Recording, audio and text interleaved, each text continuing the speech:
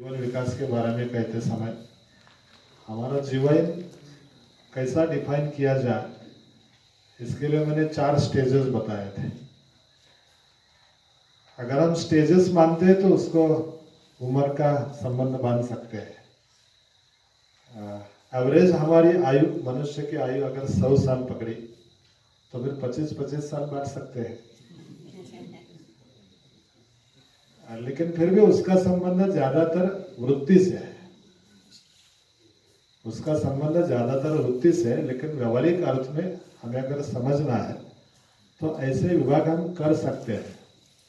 लेकिन विनोबा जी ऐसे कहते हैं, विनोबा भावे जी का नाम सुना है? विनोबा जी ऐसे कहते हैं कि अभी जो प्रस्तावित स्कूलिंग चल रही है, हाँ अजय जी स्कूलिंग में बोल रहा हूं, अभी जो स्कूलिंग चल रही है वो स्कूलिंग जीवन के कुछ वर्ष तक करनी चाहिए, ऐसा सभी का मानना है और सभी मान रहे हैं। विनोबा जी का कहना है कि ऐसा हम 2 विभाग में, जीवन और शिक्षण, 20 साल तक शिक्षण और बाद में जीवन, ऐसा बंटवारा हो ही नहीं सकता है। जन्म हुआ तब से हमारा अंत्य समय तक शिक्षण की प्रोसेस चलती रहती है, प्रक्रिया चलती रहती है। 20 साल तक पढ़ा और बाद में जीना अभी शुरू हुआ, ऐसा नहीं होता है। जीना तो जन्म हुआ तब से शुरू हुआ ना, शिक्षण भी तब से शुरू हुआ ना। ऐसा समाज में या तो पृथ्वी तल पर ऐसा कोई भी नहीं वो जन्म से पूरा पढ़ा हुआ है, या तो अभी पढ़ाई पूरी हो गई, अभी कुछ नहीं करना है।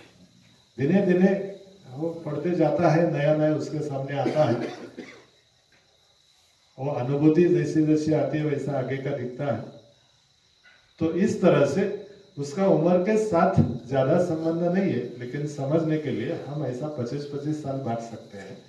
वृत्ति के साथ संबंध है। ब्रह्मचर्य जैसा मैंने सुबह भी बोला था कि इस आयु में हम एवरेज अभी समझो 40-45 के बीच में है, तो इस आयु में अभी हम व्रतस्थ होके कुछ करके दिखाना, या तो व्रतस्थ होने के लिए पन करना, ये ब्रह्मचर्य का अंश है। ब्रह्मचर्य में व्रतस्थ होना ये अंडरलाइन करने जैसा शब्द है। ये व्रतस्थ जीवन, उसी को हम ब्रह्मचर्य कहेंगे। एक बहुत जो हम समझते हैं कि ब्रह्मचर्य यानी शादी नहीं करना। जैसे एक 8 दिन पहले ही ऐसा कुछ एक गांव में गए थे, गोपाल बाबू किधर है? गोपाल बाबू, हाँ, उनके बाजू वाले गांव में गए थे। एनएसएस का कैंप था कॉलेज का। तो उस कॉलेज में जहां उद्घाटन का समारोह था वो मारुति मंदिर था, हनुमान का मंदिर था। तो हनुमान के मंदिर में जो कुछ पूजा कर रहे थे, मंदिर है बाजू में तो फूल चढ़ाए, जैसे सरस्वती को चढ़ाए इसलिए उसके लिए भी चढ़ाए। तो एक लड़की के हाथ में वो फूल था, तो बोले कि चढ़ाओ हनुमान को। तो बाजू वाली लड़की बोल रही कि अरे तू नहीं चढ़ा सकती है, हनुमान है वो, ऐसे कैसे चढ़ा सकती है? जो प्रथा, जो ट्रेडिशन चल रही है वैसा मानते हैं लोग, मानते हैं कि ऐसा नहीं चलना चाहिए। लेकिन क्या सचमुच लगता है ऐसा नहीं करना चाहिए? महिलाओं को ज्यादा क्वेश्चन है कि ऐसा करना। आपके जीवन में कोई व्रत नहीं होना चाहिए? आपके जीवन में हनुमान की पूजा करने से क्या फर्क पड़ेगा? हनुमान तो बहुत बड़ा श्री राम का सेवक था, और ये सेवक होने के नाते हमारे जीवन में अगर वो गुण आते हैं तो कितनी अच्छी बात है।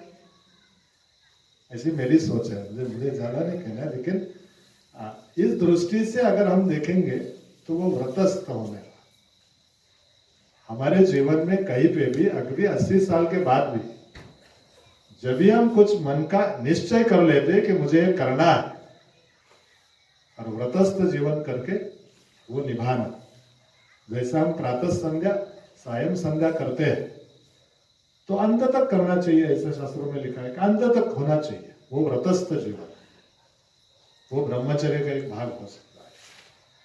इसलिए वृत्ति के साथ उसका संबंध ज्यादा बांधेंगे तो फिर ज्यादा आसानी पड़ेगी।